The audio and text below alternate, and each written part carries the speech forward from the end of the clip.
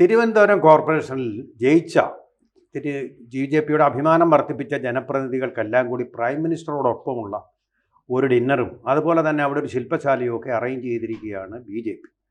കാരണം അവരെ നല്ല നൈപുണ്യത്തോടു കൂടി ഈ കോർപ്പറേഷൻ്റെ ഭരണം കേരളത്തിന് വേണ്ടി ഷോക്കേസ് ചെയ്യാൻ, ഇന്ത്യക്ക് വേണ്ടി ഷോക്കേസ് ചെയ്യാൻ വേണ്ടിയിട്ടുള്ള ഒരു ശ്രമമാണ്. പക്ഷേ ഇതിൽ ശ്രീലേഖയും അതുപോലെ MR ഗോപനും പോകേണ്ടതായിരുന്നു. പക്ഷേ എന്തുകൊണ്ടോ പോകാതിരുന്നു. എന്തായിരിക്കും അതിൻ്റെ കാരണം? പ്രശാന്ത് മാഷ്. അല്ല, അവരെന്നെ പോകാതിരിക്കുന്നതിന് വ്യക്തിപരമായിട്ടുള്ള കാരണം അവർ പറയുന്നുണ്ട്. അത് പല കാര്യങ്ങൾക്കകത്തും ശ്രീലേഖ അവർക്കെതിരെ ഈ വിഷയം വരുമ്പോൾ അവർ വ്യക്തിപരമായിട്ട് ഇതിനകത്ത് അവർക്ക് ട്രെയിനിൽ യാത്ര ചെയ്യാൻ വയ്യ, പിന്നെ അവർക്ക് ഫ്ലൈറ്റ് അറേഞ്ച് ചെയ്ത് കൊടുക്കാമെന്ന് പറഞ്ഞു. അവർക്ക് ഫ്ലൈറ്റ് അറേഞ്ച് ചെയ്ത് കൊടുക്കുമ്പോൾ കൂടെയുള്ള ആൾക്കാരും ഫ്ലൈറ്റിൽ വരണമല്ലോ. ഞാൻ മുഖാന്തരം പാർട്ടിക്ക് അത്രയും സാമ്പത്തിക ചെലവ് ഉണ്ടാക്കുന്നതിന് ഞാൻ ആഗ്രഹിക്കുന്നില്ല, മാത്രമല്ല എൻ്റെ അമ്മയ്ക്ക് വയ്യ എന്നുള്ളതാണ് അവർ പറയുന്നത്. പക്ഷേ ഇതിപ്പം ഈ സുരേഷ് ഗോപിയുടെ പുറകിൽ നിന്നതുപോലെ ശ്രീലേഖയുടെ പുറകിൽ മാധ്യമങ്ങൾ നിൽക്കുന്നു. അതിന് കാരണമെന്ന് പറഞ്ഞാൽ ഇല്ലേ, ഏതാണ്ട് പറയല്ലേ, ഏതാണ്ട് ഉള്ള മാവിലെ കല്ലെറിയത്തുള്ളൂ, മാങ്ങയുള്ള മാവിലെ കല്ലെറിയത്തുള്ളൂ എന്നുള്ളതാണ്. കാരണം ഈ ശ്രീലേഖ IPS പറയുന്ന ആൾക്ക് തിരുവനന്തപുരത്ത് അല്പം സ്വാധീനമുണ്ട്, അല്ലെങ്കിൽ ആ വ്യക്തിയെ അങ്ങനെ ഉപയോഗിക്കാൻ പറ്റും. ആ വ്യക്തിക്ക് അതേ പ്രാധാന്യം BJP കൊടുത്തിട്ടുമുണ്ടെന്നാണ് എൻ്റെ അഭിപ്രായം. കാരണം അവരെത്ര IAS ആയാലും DGP ആയാലും ഒരു പാർട്ടിയുടെ സംസ്ഥാനത്തിൻ്റെ വൈസ് പ്രസിഡന്റ് ആക്കാൻ ഈ പദവിയൊന്നും പോരാ എന്ന് വിചാരിക്കുന്ന ആളാണ് ഞാൻ. മനസ്സിലാവുന്നുണ്ട് ഏത് പാർട്ടിയുടെ ആയാലും. കാരണം അത് നല്ലതുപോലെ പണിയെടുത്ത് ഒരു 60-ാമത്തെ വയസ്സിലും 65-ാമത്തെ വയസ്സിലും ഒക്കെ ഒരു പാർട്ടിയുടെ സംസ്ഥാന വൈസ് പ്രസിഡന്റും ഒക്കെ ആവത്തുള്ളൂ. കാരണം കൊച്ചുനാൾ തൊട്ടേ പണിയെടുത്ത്. പക്ഷേ ഇവർ പണിയെടുത്ത മേഖല വേറെയാണെങ്കിൽ അവർ വന്നപ്പോൾ തന്നെ ആ ഒരു അംഗീകാരം കൊടുത്തു. ഒരുപക്ഷെ അവരെ മത്സരിപ്പിച്ച് മത്സരിപ്പിക്കുന്ന സമയത്ത് തന്നെ വേണം ആക്കുമെങ്കിൽ മേയറാക്കാം. അപ്പോൾ ഈ ഒരു പക്ഷേ രാജേഷ് ജയിച്ചില്ലായിരുന്നു, ഇവർ മേയറുമായതിന്. പക്ഷേ രാജേഷ് ജയിക്കുമ്പോൾ എൻ്റെ അഭിപ്രായത്തിൽ PS മാഷിൻ്റെ അഭിപ്രായം അത് തന്നെയാണ്, നേരത്തെ പറഞ്ഞിട്ടുണ്ട്. കാരണം പാർട്ടിക്കകത്ത് ഒരു സംസ്ഥാന സെക്രട്ടറിയെ മാറ്റി നിർത്തിയിട്ട് ഇവരെ മേയറാക്കുന്നത് ഒരിക്കലും യോഗ്യമല്ല. അയാൾ കൈകാര്യം ചെയ്യാൻ പറ്റുന്നതുപോലെ ഒരുപക്ഷെ ഇവർ കൈകാര്യം ചെയ്യാൻ പറ്റണമെന്നുമില്ല. പിന്നെ ആൾക്കാർക്ക് താല്പര്യപ്പെടാം, ആഗ്രഹിക്കാം. പക്ഷേ ഏതായാലും അതിനുശേഷം പ്രധാനമന്ത്രി വന്നപ്പോഴും ഇപ്പോൾ ഏറ്റവും അവസാനം പ്രധാനമന്ത്രിയെ കാണാൻ പോകുന്ന ഒരു അവസരം ഉണ്ടായപ്പോഴും, അതായത് BJPയുടെ പ്രൊമോഷൻ്റെ ഭാഗമായിട്ടാണ് ഈ പോക്കല്ല.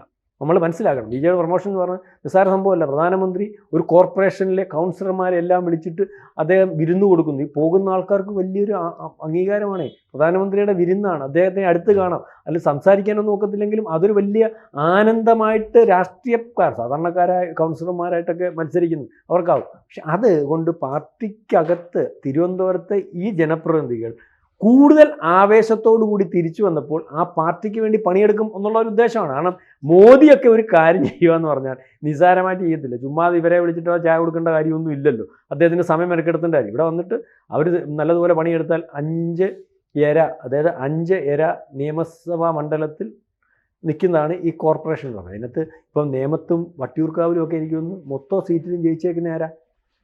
ഈ BJP കൗൺസിലർമാരാണ്. അപ്പോൾ ആ കൗൺസിലർമാർ ജനത്തിൻ്റെ ഇടയ്ക്ക് വേണ്ട വിധത്തിൽ നിന്നാൽ, BJPക്ക് വേണ്ടി വേണ്ട വിധത്തിൽ പണി ചെയ്താൽ അവിടെ ജയിച്ചു വരാം. അതിന് വേണ്ടിയുള്ളൊരു സാധ്യത കൂടുതൽ ഉണ്ടാക്കിയെടുക്കുന്നതിന് വേണ്ടിയാണ്. നിങ്ങളെ ഞാൻ അംഗീകരിക്കുന്നു, നേരിട്ട് അംഗീകരിക്കുന്നു. നിങ്ങളുടെ വിജയം അംഗീകരിക്കാൻ പറ്റുന്നതാണ്. ഞാൻ ഇതുപോലെയാണ് ഗുജറാത്ത് പിടിച്ചത്. ആദ്യം ഒരു കോർപ്പറേഷൻ പിടിച്ചു, അല്ലെങ്കിൽ അതിനു മുമ്പ് ഈ പറയുന്ന കോപ്പറേറ്റീവ് സൊസൈറ്റി പിടിച്ചു, പിന്നെ ഗുജറാത്ത് പിടിച്ചു, ഇപ്പോൾ ഇന്ത്യ ഭരിക്കുന്നു. അതുകൊണ്ട് ഞാൻ നിങ്ങളെ അംഗീകരിക്കുന്നു എന്നുള്ള മെസ്സേജ് ഇൻഡയറക്റ്റായിട്ട് കൊടുക്കുന്നതിനും ഇത് നേരത്തെ പലവട്ടം പറഞ്ഞിട്ടുള്ളതുമാണ്. അത് സാധ്യമാക്കി കൊടുത്തിട്ട് ഇപ്പോൾ ഉള്ളത്. അപ്പം ഇതിനകത്ത് BJPക്കെതിരെ രാഷ്ട്രീയ പാർട്ടികൾക്കപ്പുറം ചില മാധ്യമങ്ങളുടെ അജണ്ടയാണ് ശ്രീലേഖയും ശ്രദ്ധിക്കണം. ശ്രീലേഖ ഈ ഒരു ഐക്കോണായിട്ട് നിൽക്കുമ്പോൾ, BJPയുടെ ഭാഗമായിട്ട് നിൽക്കുമ്പോൾ, BJPയുടെ സംസ്ഥാന വൈസ് പ്രസിഡന്റായിട്ട് നിൽക്കുമ്പോൾ അവർക്കൊരു അംഗീകാരം ഒരുപക്ഷെ DGP ആയതിനു ശേഷം മാധ്യമങ്ങൾ കൂടി BJP ആയതുകൊണ്ട് കിട്ടുന്നതുകൊണ്ട് BJPക്ക് നെഗറ്റീവ് ആകത്തക്ക രീതിയിലേക്കുള്ള ഒരു സംസാരം കൊണ്ടുവരുന്നതിന് അവർ ശ്രമിക്കരുത്. അറിഞ്ഞോ അറിയാതെയോ അതിനുവേണ്ടി തയ്യാറാവുന്നുണ്ട്. ഇവിടെ ഇപ്പം അവർക്ക് ഈ വലിയ എപ്പോഴും മാധ്യമങ്ങളുടെ മുമ്പിൽ വരുന്നു. അവർ പോകാത്തതിന് ഇപ്പോൾ മാധ്യമങ്ങളുടെ മുമ്പിൽ ഇന്ന് വന്നല്ലോ. കഴിഞ്ഞ ദിവസം നരേന്ദ്രമോദി വന്നതിൻ്റെ അത്രയും പ്രാധാന്യത്തിലാണ് ശ്രീലേഖ വന്നത്. അതിനുശേഷം മേയർ ആക്കുന്നില്ല എന്ന് പറഞ്ഞപ്പോൾ അവർ ഇറങ്ങിപ്പോയി. മേയർ സത്യപ്രതിജ്ഞ നടന്നുകൊണ്ടിരിപ്പോൾ അതും വലിയൊരു വാർത്തയായി, അവർക്ക് പനിയാന്ന് പറയും. അപ്പോൾ ആ രീതിയിലേക്ക് ശ്രീലേഖ അതിന് ശ്രമിക്കുന്നുണ്ടോ എന്ന് എനിക്കറിയത്തില്ല. ശ്രമിക്കുന്നുണ്ടെങ്കിൽ ശ്രീലേഖയും അതിനകത്തുനിന്ന് മാറി നിൽക്കണം. മനസ്സിലാവുന്നുണ്ടോ? അത് ശരിയായിട്ടുള്ള നടപടി. ഏതായാലും ഇതിനകത്ത് ഈ പോക്ക്, ഈ തീരുമാനം BJPയുടെ രാഷ്ട്രീയ തീരുമാനമാണ്. അത് വളരെ കൃത്യമായിട്ട് BJP നടപ്പാക്കും. ഇനി ഒരു കാര്യം കൂടി പറയാം. ശ്രീലേഖ മനഃപൂർവ്വം പോകുന്നതാണോ എന്ന് എനിക്കറിയില്ല. അവർ മനഃപൂർവ്വം പോകാത്തല്ലെന്നാണ് പറയുന്നത്. ശ്രീലേഖ ഈ രീതിയിൽ പോയാൽ BJPയെ പായിട്ടുള്ള ഒരു പ്രബല പാർട്ടി, അല്ലെങ്കിൽ കരുത്തുള്ള പാർട്ടി, ആ പാർട്ടിക്ക് ഉപയോഗിക്കാൻ പ്രാപ്തമായിട്ടുള്ള ഒരാളാണെന്ന് കണ്ടാണ് ശ്രീലേഖയെ എടുത്തു വെച്ചത്. ശ്രീലേഖ BJPയോട് മസിൽ പിടിച്ചാൽ ശ്രീലേഖ നാളെ കാലത്ത് ഒന്നുമല്ലാതായി പോകുന്ന ഒരു അവസ്ഥയുണ്ടാകും. അവർക്ക് ആഗ്രഹങ്ങളുണ്ടെങ്കിൽ അത്രയ്ക്കുള്ള കരുത്തൊന്നും ശ്രീലേഖയ്ക്കല്ല ഒരാൾക്കും ഉണ്ടാകുമെന്ന് എനിക്ക് തോന്നുന്നില്ല. കാരണം ഇതിനെക്കാട്ടി വലിയ കരുത്തുറ്റ നേതാക്കന്മാരൊക്കെ ദേശീയ ലെവലിലൊക്കെ അറിയാമല്ലോ, BJPയോട് മത്സരിച്ചും പാർട്ടിയോട് അഗൻസ്റ്റ് ആയിട്ട് നിന്ന് അവർക്ക് എവിടാണെന്ന് പോലും. സ്മൃതി ഇറാനി ഏറ്റവും അവസാനത്തെ ഉദാഹരണമാണ് ഞാനീ പറയുന്നത്. എവിടാണെന്ന് പോലും അറിയത്തില്ല. സ്മൃതി ഇറാനി എത്ര വലിപ്പത്തിൽ വന്നു. ഇപ്പം എന്ത് സ്മൃതി ഇറാനി ഉണ്ട്, MP ആണ്, മന്ത്രിയാന്ന് തോന്നുന്നു അല്ലേ? അല്ല, തോറ്റില്ലേ? സോറി, തോറ്റുപോയി. സ്മൃതി ഇറാനി പിക്ചറിൽ നിന്ന് പോയി. അതിനെക്കാട്ടി വലിയ മഹാരാഷ്ട്രയിലെ നേരത്തെ ഒരു പേരെടുത്ത് ഞാൻ പറയുന്നില്ല, ഒരു കേന്ദ്രമന്ത്രി ഉണ്ടായിരുന്നല്ലോ, അയാളിപ്പോൾ പിക്ചറിലുണ്ടോ? അപ്പോൾ പലരും ഉണ്ട്. ഇതിൻ്റെ ഒരു പ്രശ്നം എന്താണെന്ന് വെച്ചാൽ BJPയുടെ ഒരു ശില്പശാലയ്ക്കാണ് BJPയുടെ എല്ലാ കൗൺസിലർമാരെയും ഡൽഹിയിലേക്ക് വിളിക്കും.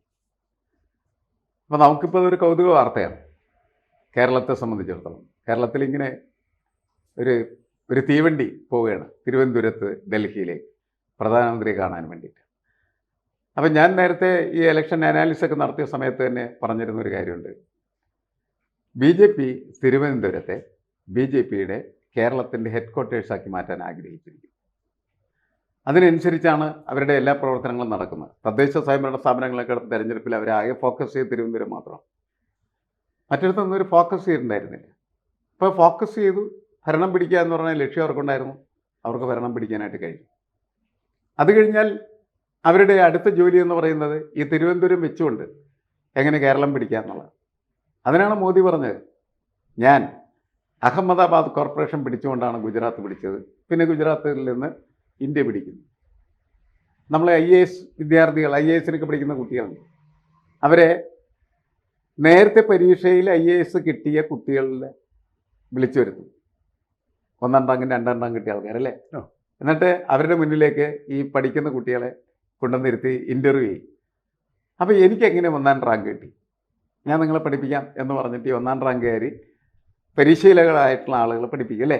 അതേപോലെ മോദി പറയാണ്, ഞാനെങ്ങനെ ഗുജറാത്തിൻ്റെ മുഖ്യമന്ത്രിയായി, ഞാനെങ്ങനെ ഇന്ത്യയുടെ പ്രധാനമന്ത്രിയായി, നിങ്ങൾ എന്നെ നോക്കി പഠിക്കും എന്ന് പറഞ്ഞിട്ട് പഠിപ്പിക്കാൻ വേണ്ടിയിട്ടാണ് കേരളത്തിൽ നിന്ന് എന്ത് ചെയ്യുന്നത്, ഈ കൗൺസിലർമാരെ ഡൽഹിയിലേക്ക് കൊണ്ടുപോകുന്നത്. പോകുന്ന എല്ലാ കൗൺസിലർമാരും കുട്ടികളാണ്. ശ്രീലേഖ കുട്ടിയല്ല, അതാണ് പ്രശ്നം. അതുകൊണ്ട് ശ്രീലേഖയ്ക്ക് ആ കൂട്ടത്തിൽ പോകാനായിട്ട് താല്പര്യമില്ല. അത് ബേസിക് ആയിട്ടുള്ള കാര്യമാണ്. ഒന്നവർ IPS ഉദ്യോഗസ്ഥയാണ്.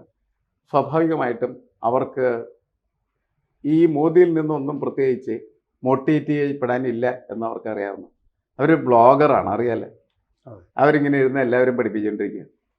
അത് സാധാരണ ഈ IT കമ്പനികളിലൊക്കെ ജോലിക്ക് ആളെ എടുക്കുന്ന സമയത്ത് അവർ ഫ്രഷ് ആയിട്ടുള്ള കുട്ടികളെ മാത്രമേ എടുക്കുകയുള്ളൂ.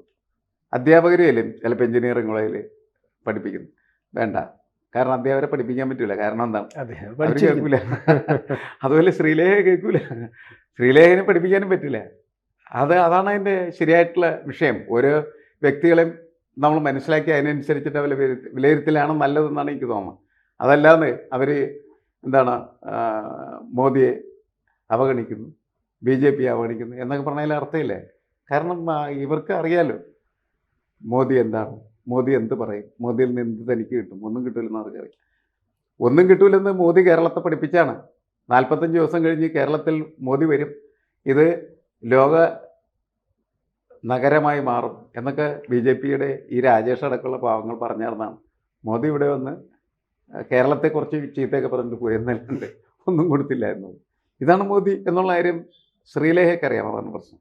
പക്ഷേ ബാക്കിയുള്ള കൗൺസിലേഴ്സിന് അറിയില്ല. അപ്പം അതുകൊണ്ട് അവർ വലിയ ആവേശത്തിലാണ്. അവരത് കാണുന്നത് എങ്ങനെയാണെന്ന് വെച്ചാൽ, ഈ കൊച്ചുകുട്ടികൾ ഇപ്പോൾ ഡൽഹി കാണാൻ നമ്മൾ കൊണ്ടുപോയി കഴിഞ്ഞാൽ അവർക്ക് എന്താ ആഹ്ലാദമായിരിക്കും. അതുപോലെ രാജേഷ് ഈറ്റിങ്ങളൊക്കെ പിറക്കി ഡൽഹിക്ക് പോവുകയാണ്. അതൊരു സന്തോഷകരമായിട്ടുള്ള കാര്യമാണ്. അവരെ ആഹ്ലാദിക്കട്ടെ. ശ്രീലേഖയ്ക്ക് അതിനകത്ത് പ്രത്യേക ആഹ്ലാദിക്കാനൊന്നുമില്ല, അതുകൊണ്ട് ആഹ്ലാദിക്കുന്നില്ല എന്നുള്ളതാണ്. പക്ഷേ BJPക്ക് അതിൻ്റെ അകത്തൊരു പൊളിറ്റിക്കൽ ലൈനുണ്ട്. അതാണ് നമ്മൾ ശ്രദ്ധിക്കേണ്ടത്. മറ്റു തമാശകൾ മാത്രമാണ്, കൗതുക വാർത്ത പോലെ പോകുന്നു എന്ന് മാത്രമേ ഉള്ളൂ. ഇപ്പോൾ വയോജന ക്ലബ്ബ്, നമ്മുടെ നാട്ടിലേക്കുള്ള വയോജന ക്ലബ്ബുകാരൊക്കെ അതിലുള്ള അംഗങ്ങളെ ചിലപ്പോൾ എന്ത് ചെയ്യും, വിമാനത്തിൽ കയറ്റും. അവരെ ഒന്ന് നമ്മുടെ നെടുമ്പാശ്ശേരി വിമാനത്തിൽ നിന്ന് കണ്ണൂർ വരെയും കൊണ്ടുപോകും. എന്തൊരു സന്തോഷമാണ്. അത് കഴിഞ്ഞ് അവിടെ ഇറങ്ങി അവർ ട്രെയിനിൽ തിരിച്ചു വരും. പക്ഷേ ജീവിതത്തിലെ ഏറ്റവും അത്ഭുതകരമായിട്ടുള്ള ഒരു ഒരു സംഭവമായിട്ടാണ് അവരതിനെ കണക്കാക്കുന്നത്. തിരുവനന്തപുരത്ത് നിന്ന് പോകുന്ന എല്ലാ കൗൺസിലർമാരെ സംബന്ധിച്ചിടത്തോളം ഇത് അത്യത്ഭുതകരമായിട്ടുള്ളൊരു കാര്യമാണ് അല്ലേ. ഇന്ത്യയുടെ പ്രധാനമന്ത്രി നരേന്ദ്രമോദിക്കൊപ്പം ഇരുന്ന് ഭക്ഷണം കഴിക്കുക. പ്രേമേന്ദ്രനൊക്കെ ഇരുന്ന് ഭക്ഷണം കഴിക്കാനായിട്ട് ഇവർ വെള്ളം ഇറക്കിയിട്ടുണ്ട്. അപ്പോൾ അവർക്ക് അതേപോലെ പോയിരുന്ന് ഭക്ഷണം കഴിക്കാനായിട്ടുള്ള സൗകര്യം കിട്ടുന്നത് സന്തോഷകരമായിട്ടുള്ള കാര്യമായിട്ട് അവർ കണക്കാക്കുന്നു. നമ്മളത് ആ രീതിയിൽ കാണാം. എന്നാൽ നമ്മൾ പൊളിറ്റിക്കൽ ഡിസ്കഷനിലിരിക്കുകയാണ്. അപ്പോൾ നമുക്ക് അതിൻ്റെ പൊളിറ്റിക്സ് എന്താണെന്നുള്ളത്. എന്താണ് അതിൻ്റെ പൊളിറ്റിക്സ്? അതിൻ്റെ പൊളിറ്റിക്സ് നേരത്തെ പ്രശാന്ത് സൂചിപ്പിച്ച കാര്യം തന്നെയാണ്. തിരുവനന്തപുരത്ത് 3 നിയോജക മണ്ഡലത്തിലെങ്കിലും BJP ജയിക്കാനായിട്ടുള്ള സാധ്യതയുണ്ട്. ഒന്ന് നേമം, വട്ടിയൂർക്കാവ്, കഴക്കൂട്ടം. ഈ 3 സ്ഥലത്തും അവർ അത് മനസ്സിലാക്കി വെച്ചിരിക്കുന്നത് പ്രീവിയസ് തിരഞ്ഞെടുപ്പുകളുടെ ഡാറ്റ വെച്ചിട്ടാണ്. അപ്പോൾ ഇത് 3 സ്വന്തമാക്കുക എന്നുള്ളത് അവരുടെ വലിയൊരു അജണ്ടയാണ്. 2026 നിയമസഭാ തിരഞ്ഞെടുപ്പിലെ ഏറ്റവും പ്രധാനപ്പെട്ട അജണ്ടകളൊന്ന് തിരുവനന്തപുരം ജില്ലയിൽ നിന്ന് 3 MLAമാരെ BJPക്ക് നിർമ്മിച്ചെടുക്കുക എന്നുള്ളതാണ്.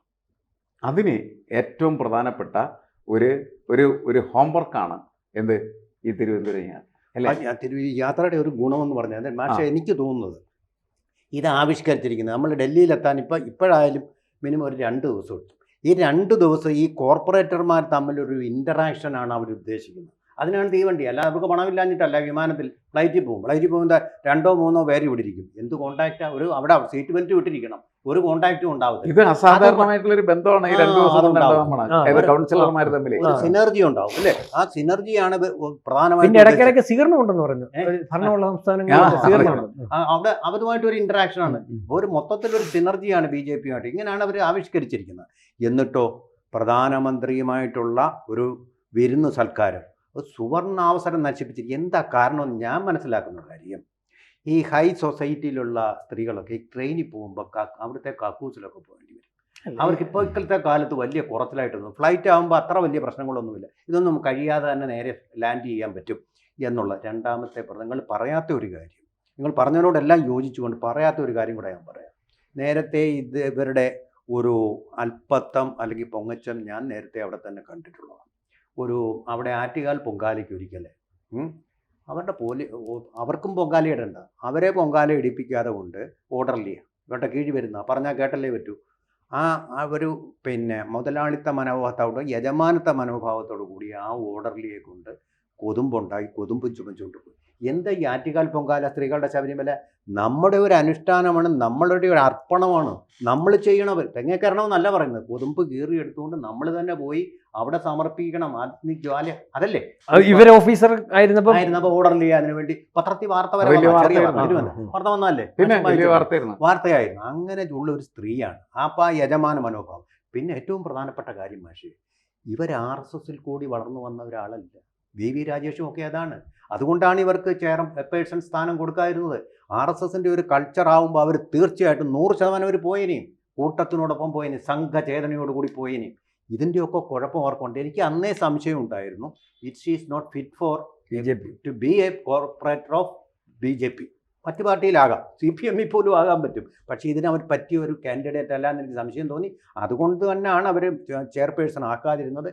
അത് എനിക്ക് തോന്നുന്നു ഇപ്പോൾ ഓരോരോ കാരണങ്ങൾ പറഞ്ഞുകൊണ്ട് പതുക്കെ അവർ തെന്നി മാറിക്കൊണ്ടിരിക്കുകയാണ്. ഒരു അഹംഭാവം. ഡെറാഡൂണിലൊക്കെ ഞാൻ കുതിരസവാരിയൊക്കെ പഠിച്ചതല്ലേ, പോലീസ് ട്രെയിനിങ് ഇൻസ്റ്റിറ്റ്യൂട്ടിൽ. പിന്നെ എനിക്കിവിടെ പോകേണ്ട കാര്യം എന്താണെന്നുള്ള ഒരു മനോഭാവം. പിന്നെ പ്രധാനമന്ത്രിയുടെ ഒക്കെ കൂടെ ഞാൻ എത്രയോ തവണ പോയിരിക്കുന്നതാണ്, അകമ്പടി സേവിച്ചിട്ടുള്ളതാണ്. DGP അല്ലേ ആയിരുന്നല്ലേ.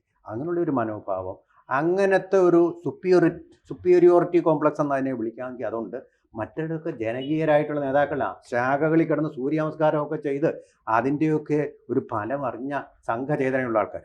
അവരുമായിട്ട് ചേർന്ന് പോകാനുള്ള ഒരു പ്രയാസമാണ്. അന്ന് മാഷ് പറഞ്ഞതുപോലെ തന്നെ ആ സത്യപ്രതിജ്ഞാ ചടങ്ങിൽ നിന്ന് വിട്ടു നിൽക്കാൻ കഴിയും മുമ്പേ ഒരു അച്ചടക്കമില്ല. RSSകാരൻ എപ്പോഴും അച്ചടക്കം കാണും. അവനത് കഴിയുന്നവരെ അവൻ്റെ ജീവൻ പോലോടിരിക്കും അല്ലേ എന്നാണ് എനിക്ക് തോന്നുന്നത്. ആ ഒരു സംഘചേതനയോട് ചേർന്ന് പോകാൻ പറ്റിയ ഒരു വ്യക്തിത്വമല്ല DGP. അതിങ്ങനെയാകുമ്പോൾ അകലം കൂടിക്കൂടി വരാനാ സാധ്യത. മാഷ് പറഞ്ഞ പോലെ അവസാനം ഇത് 2 തുരുത്തുകളിലായിട്ട് അല്ലെങ്കിൽ 2 ധ്രുവങ്ങളിലായിട്ട് തീരാനുള്ള ഒരു സാധ്യതയും ഞാൻ ഇപ്പോൾ മുന്നിൽ കാണുന്നുണ്ട്. ഇത് വളരെ സീരിയസ് ആയിട്ട് എടുക്കും. പ്രധാനമന്ത്രി വിളിച്ച ഒരു യോഗത്തിൽ പങ്കെടുത്തിട്ട്, ഇത് യോഗം പോലെ ബോർഡ് മീറ്റിംഗ് ഒക്കെ ഇല്ലേ, അതുപോലെ കമ്പനികളുണ്ടല്ലോ ജോലിക്കാരുടെ മീറ്റിംഗ് വിളിക്കും, അതിന് സമയത്തിന് എന്തെങ്കിലും വിവരം അറിയും. അല്ല, ഇത് ഈ പറഞ്ഞൊരു പോയിന്റ് കറക്റ്റാണ്. ഇത് ഒരു നോട്ടിംഗ് പോയിന്റ് നോട്ട് ചെയ്യും. കാരണം 2 ദിവസത്തേക്ക് അവർക്ക് വരാൻ പറ്റത്തില്ലെന്ന് പറയുമ്പോൾ അതെ, ഇവരുടെ കാര്യത്തിൽ അത് ഏകദേശം തീരുമാനമായി. കൂടുതൽ വാർത്തകളും വിശേഷങ്ങളും നിങ്ങളിലേക്ക് എത്താൻ ABC മലയാളം സബ്സ്ക്രൈബ് ചെയ്യുക, ബെൽ ബട്ടണും അമർത്തുക.